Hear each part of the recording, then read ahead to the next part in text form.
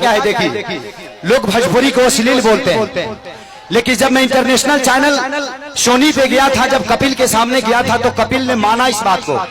कपिल को बोलना पड़ा कि भोजपुरी लैंग्वेज जैसी धरती पे कोई लैंग्वेज नहीं है, भोजपुरी भाषा जैसी कोई भाषा नहीं है इस धरती पे। अर्चना पूरम को मानना पड़ा कि हाँ, खेसारी एक ऐसा है भोजपुरी और झारखंड का लड़का जो कि नाचता है तो स्टेज को तोड़ देता है। जब हम बोले कि अगली बार आएंगे तो आपको नाचना पड़ेगा, बोली कि गाना यही होगा। हम कहनी कौन सा?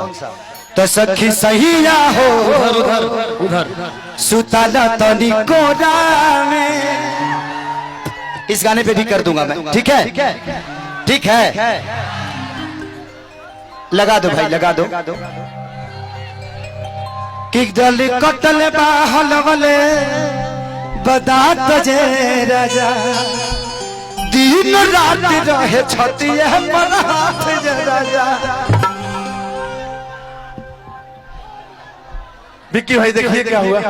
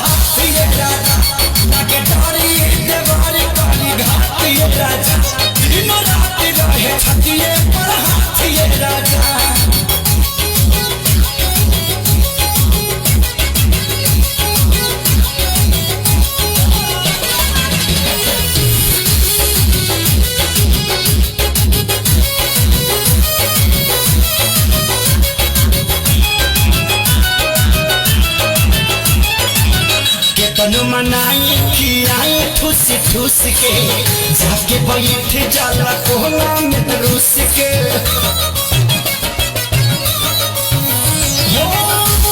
मनाई खियाई ठूस ठूस के, जाके बैठ जाला कोहला में रूस के।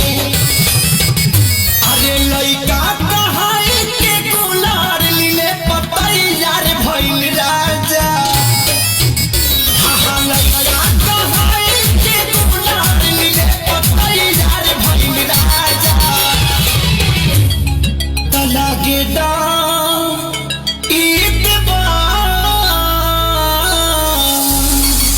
लागे डर ईद बारी करी घातिए राजा, दिन रात रहे छतिए पर हाथिए राजा।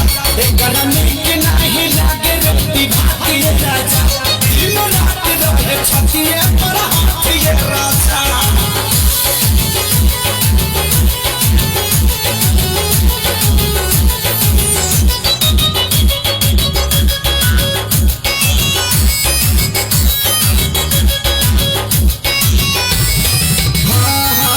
रोज के ये बहाल चल के डराना, कितना बताइए खेसारी कराना।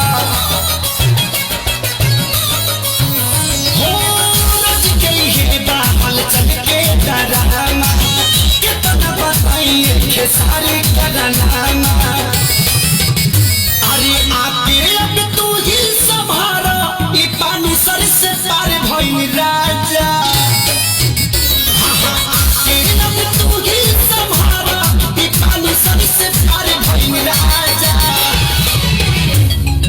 लागे डर ईद लागे डर ईद बारी करी घातिए राजा, दिन रात रहे छतिए पर हाथिए राजा। गल कतल बाहल बले बतातिए राजा, दिन रात रहे छतिए पर हाथिए राजा। विक्की बबुआ एंटरटेनमेंट।